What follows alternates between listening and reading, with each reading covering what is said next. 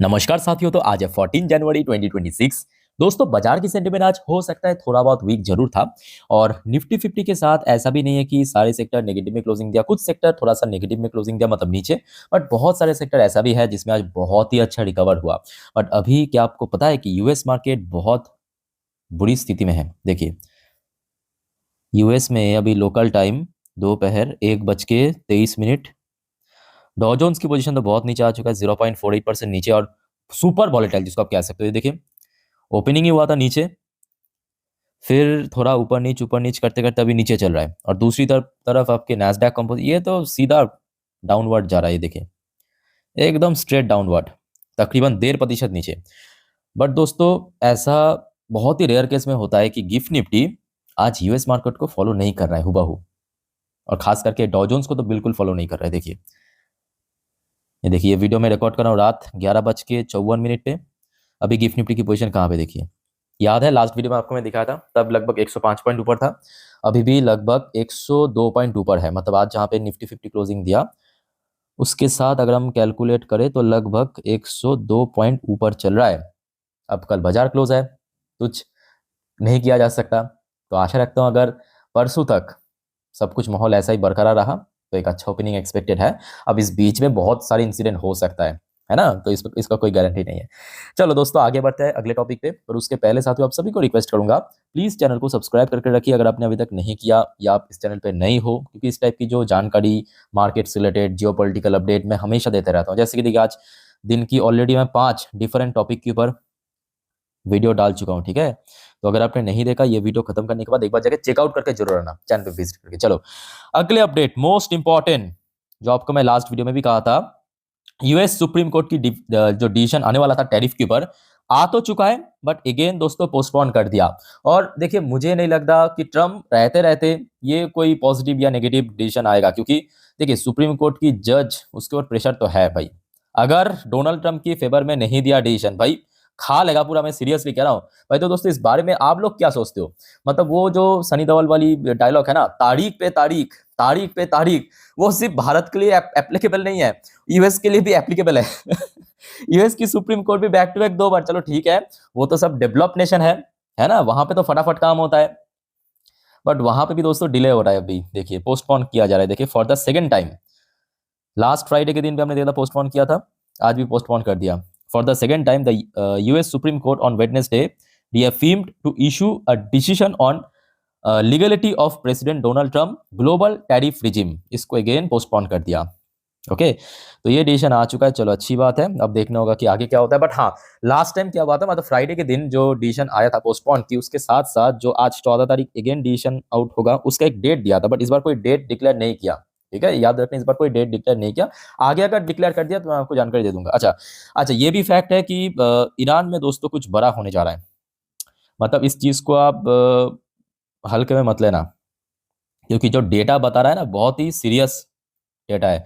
क्योंकि देखिए, Donald Trump की तरफ से बार बार थ्रेट दे रहा है, ये बड़ी बात नहीं है। बड़ी बात यह है कि वहां पे जो प्रोटेस्ट कर रहा था ना, उसका डेथ रोल लगभग 3,428 पहुंच चुका। अब देखिए, अनऑफिशियल जो डेटा है, ये कोई गवर्नमेंट डेटा नहीं है, मतलब ईरान की गवर्नमेंट की डेटा नहीं है। अप्रोक्सीमेटली बताया जा रहा है कि 3,500 के आसपास पहुंच चुका है। जस्ट इमेजिन कीजिए कि कोई देश में प्रोटेस्ट हो रहा है, वहां पे जो सरकार है लगातार प्रोटेस्टर को मतलब खत्म कर रहा है। एक तरफा देखा जाए तो 3400 के ऊपर पहुंच चुका है। और बार बार हमने देखा डोनाल्ड ट्रम्प की तरफ से वार्निंग भी दे रहा है। और ये आज रात की खबर है, अभी अभी की खबर है। अब ईरान ने वार्निंग दिया, क्योंकि ईरान को, मतलब ईरान की जो सरकार है, वहां पे जो सुप्रीम लीडर खेमेनी, उनकी जो सरकार, उनको भी लग रहा है कि भाई यूएस कुछ ना कुछ बड़ा हरकत करने जा रहा है। तो ईरान इस बार वार्निंग दिया, किसको पता है? उसकी, मतलब ईरान की जो नेबर्स है, उसको वार्निंग दिया है। क्यों दिया पता है? अब देखिए, ईरान के आसपास में अगर आप मैप देखेंगे, कौन है? सऊदी अरब है, आपके यूएई है। अब ये सब देशों में ना यूएस की बेस है, यूएस की जो ट्रूप्स है ना, वहां पे है, यूएस बेस है।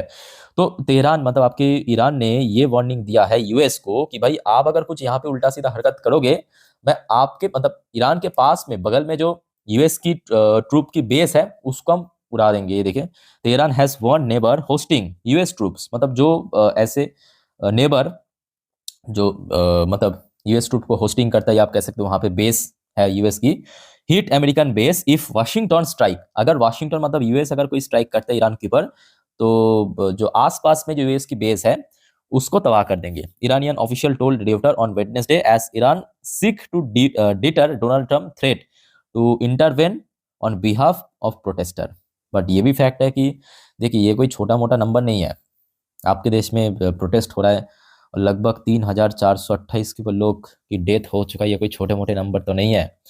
अब आप कहेंगे सर डोनाल्ड ट्रम्प की नज़र पहले वेनेजुएला पे था, चलो ठीक है वो तो कंप्लीट हो चुका है, मतलब वेनेजुएला को कह सकते हो एक तरफा मतलब एयर स्ट्राइक किया, फिर प्रेसिडेंट मडुरो को कैप्चर किया। वहाँ पे अभी जो सरकार है वो आई थिंक कि मतलब यूएस यूएस मतलब यूएस की तरफ से जो इंडिकेशन आएगा उसको ही फॉलो किया जाएगा। अब वो तो अलग मैटर है, वो तो हो चुका है। बट उसके बाद अभी ग्रीनलैंड और ईरान, ये दोनों देशों के ऊपर दोस्तों नजर है। अब देखिए ग्रीनलैंड तो समझ आ रहा है, क्योंकि ग्रीनलैंड देखिए इतना ज्यादा वहां पे रेयर अर्थ मिलता है ना। और ये डोनाल्ड ट्रम्प को भी पता है कि आज नहीं तो कल चाइना फिर से ब्लैकमेल करेगा, और ब्लैकमेल किया तो यूएस की जो कंपनीज है वो तो बर्बाद हो जाएगा, है ना। तो एक अच्छा सोर्स चाहिए, तो ये तो चलो ठीक है ग्रीन वाला। अब आप पूछेंगे सर ईरान को मतलब ईरान के पीछे क्यों पड़ा। अब देखिए इसके पीछे भी फैक्ट है। इसके पीछे फैक्ट क्या है, देखिए ईरान, यहाँ पे दो फैक्ट है, ध्यान से सुनना। ईरान जो है अभी न्यूक्लियर वेपन बना रहा है। ईरान जो है अभी न्यूक्लियर कैपेबल कंट्री नहीं है, मतलब ये मतलब इसके पास कोई भी न्यूक्लियर बम नहीं है, बट बना रहा है। ये यूएस को पता है, और यूएस नहीं चाहते हैं कि एक और देश जिसके पास न्यूक्लियर हथियार हो जाए। क्योंकि देखिए न्यूक्लियर हथियार जिनके पास भी है ना, उसको आप डायरेक्टली कुछ उखाड़ नहीं सकते, या उसके ऊपर डायरेक्टली हमला नहीं कर सकते, है ना। और दूसरा फैक्टर क्या पता है, ईरान की जो आज गवर्नमेंट है, यानी जो सुप्रीम लीडर खेमेनी, वो थोड़ा सा प्रो रशिया है, मतलब रशिया की साइड में है। तो एक तरफ आप ये भी कह सकते हो कि रशिया को थोड़ा और आइसोलेट करने के लिए ईरान को या ईरान पे गवर्नमेंट चेंज करने की प्रयास चल रहा है यूएस द्वारा। ओके, सो क्लियर हो चुका है ना कि ईरान के पीछे क्यों पड़ा या ग्रीनलैंड के पीछे क्यों पड़ा। अच्छा, ग्रीनलैंड के ऊपर एक और खबर आया है, ये डोनाल्ड ट्रम्प की तरफ से आज रात की खबर। देखिए, anything less than having Greenland in US hand unacceptable. मैं आपको थोड़ा पढ़ के सुनाता हूँ भाई। ये व्यक्ति जो है ना, ये अलग ही लेवल के गेम खेल रहा है अभी, सीरियसली कह रहा हूँ। मतलब जो आपको मैं बार बार कहता हूँ कि ये मतलब सुबह इनको नहीं पता है कि रात में क्या कहेगा, ऐसा ही कुछ हो रहा है। देखिए अब इन्होंने ग्रीनलैंड को लेके कहा एसेंशियल फॉर नेशनल सिक्योरिटीज। अच्छा, in a social media post early on Wednesday Trump said the United States need Greenland. अच्छा, तो इनके मतलब इन्होंने पोस्ट किया कि अभी ग्रीनलैंड चाहिए हमें to build and operate the golden dome air and missile defence network. तो आपको पता होगा 2025 जब चुनाव जीत के आया था, सबसे पहले इंट्रोड्यूस किया था कि यूएस की जो आसमान और जमीन को और ज़्यादा सिक्योर करेंगे, और प्रपोजल रखा था कि गोल्डन डोम सिस्टम, ठीक है, गोल्डन डोम सिस्टम इसको बनाया जाएगा बहुत ही जल्द। बहुत बड़ा बजट भी क्लियर किया था। तो डोनाल्ड ट्रम्प के हिसाब से इस golden dome air and missile defence system network बनाने के लिए ग्रीनलैंड को भी चाहिए। ओके, मतलब कुछ भी एक एक्सक्यूज दे दिया कि हाँ इस वजह से चाहिए। He describe as critical to protecting American soil. He added that NATO would be far more formidable and effective. अब NATO में दोस्तों खेला चल रहा है। Greenland were under US control, initiating that anything less than that is unacceptable. मतलब Greenland के अलावा कुछ हो नहीं सकता, और ये अनएक्सेप्टेबल है। ये डोनाल्ड ट्रम्प का, अब देखिए ग्रीनलैंड को रक्षा करने के लिए पूरा पूरा यूरोपियन देश कोशिश कर रहा है, इधर यूएस पूरा कोशिश कर रहा है, जोर लगा रहा है कि कैसे भी करके ग्रीनलैंड को हम लेके रहेंगे। और लास्ट डे आपको मैं अपडेट भी दिया था, याद होगा आपको, कि ग्रीनलैंड को लेके ग्रीनलैंड, डेनमार्क और यूएस के बीच अगले एक हफ्ते के अंदर एक मीटिंग भी होगा। तो वो जो डोनाल्ड ट्रम्प कहा था ना इसके पहले कि पहले हम सॉफ्ट वे अपनाएंगे, मतलब बस सिर्फ बातचीत में अगर सब कुछ मीट माट हो गया तो अच्छी बात है, अगर सॉफ्ट वे में कुछ भी हल नहीं निकल आता है तो आगे हम हार्ड वे भी अपनाएंगे। 2 दिन पहले की बात है, याद कीजिए, है ना। सो दोस्तों अभी माहौल बहुत ज़्यादा मैं कहूँगा इंटरेस्टिंग भी है, और बहुत ही ज़्यादा अनसर्टेन तो है ही। मतलब एक तरफ आप कह सकते हो कि सामने कंप्लीटली ब्लर है, मतलब समझ नहीं आ रहा है कि मतलब क्या होगा नहीं होगा, माहौल ऐसा है। अच्छा, उसके साथ साथ एक और देखिए, ये न्यूज़ मैं कहूँगा थोड़ा सा चलो ठीक है बेटर न्यूज़ है, ये भी आज रात की खबर है। ये देखिए, ट्रम्प एनवॉय से, ट्रम्प की जो राष्ट्रदूत है से Gaza is entering second phase of ceasefire. First phase of ceasefire में तो भाई वो मतलब बाहर में जाए सीजफायर, फिर से बम्बार्डमेंट शुरू किया इसराइल ने। अब देखते हैं कि सेकेंड फेज ऑफ सीजफायर में कुछ होता है या बस ये भी फर्जी। अच्छा, आगे बढ़ते हैं दोस्तों। देखिए नेक्स्ट अपडेट है आपके इंडिया। अच्छा, भारत भी यहाँ पे काफ़ी सीरियस एक्शन ले रहा है, याद रखना।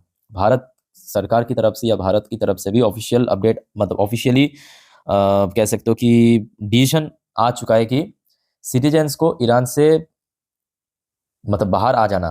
India urge its citizen in Iran to leave due to evolving unstable situation in the country. तो दोस्तों आप मान के चलिए कि ईरान में अगले कुछ घंटे के अंदर 48 घंटा या 72 घंटे में कुछ ना कुछ बड़ा हरकत आपको दिखाई देगा, इतना मान के चलिए, क्योंकि सिचुएशन वहां पे एक्सट्रीम हो चुका है। अदरवाइज देखिए, इंडिया छोटे मोटे सिस्टम में मतलब छोटे मोटे सिचुएशन पे कभी भी अपने मतलब जो सिटीजन्स है वहां पे ईरान पे काम करने के लिए गए हैं उनको वापिस आने के लिए तो नहीं कहेगा, है ना। तो यहाँ पे कुछ मामला गड़बड़ है, आपको अगले 48 से लेकर 72 घंटे में समझ आ जाएगा, ठीक है। अच्छा चलो, अच्छा नेक्स्ट अपडेट भी मैं कहूँगा फिर से थोड़ा सा कंफ्यूजिंग अपडेट। कंफ्यूजिंग इसीलिए क्योंकि अगेन खबर आया है कि भारत और ईयू के बीच फिर से मतलब बातचीत हो रहा है, constant engagement to resolve continuous issue of FTA. जो एफटीए ये फ्री ट्रेड एग्रीमेंट दो जगह पे फंसा हुआ है, एक यूएस के साथ, दूसरा यूरोपियन यूनियन के साथ। यूरोपियन यूनियन का चलो ठीक है, इसमें उतना ज़्यादा मसला नहीं है, हो गया तो बढ़िया, बट यूएस के साथ तो बुरी तरह फंस चुका है। ये आज देखिए वेडनेसडे की अपडेट है, रात की update. Indian and U team are in constant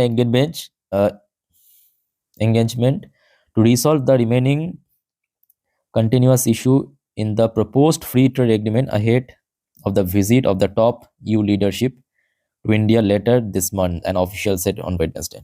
ठीक है, सो लेट्स सी क्या होता है, बट हाँ ये भी फैक्ट है कि माहौल उतना बढ़िया नहीं है।